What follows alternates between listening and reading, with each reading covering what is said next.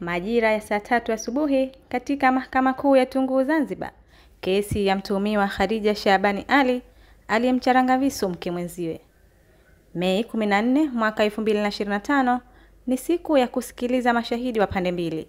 Mara mdhamini wa mtuhumiwa akaieleza mahakama kuwa Khadija anaumwa na ndio maana hajafika mahakamani.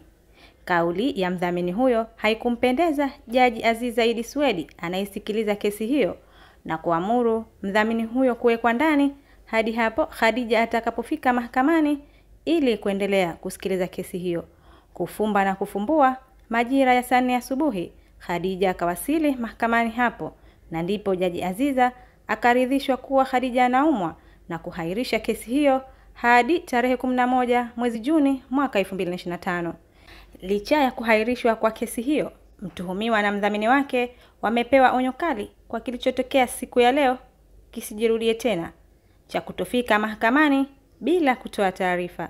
Ikumbukwe kuwa Februari 9 mwaka huu majira ya saa 7 mchana huko Chukwani kisiwani Unguja, Khadija Shabani Ali alimshambulia mke mwenziwe kwa kisu maeneo mbalimbali mwilini na kushtakiwa kwa kosa la kutaka kujaribu kuua.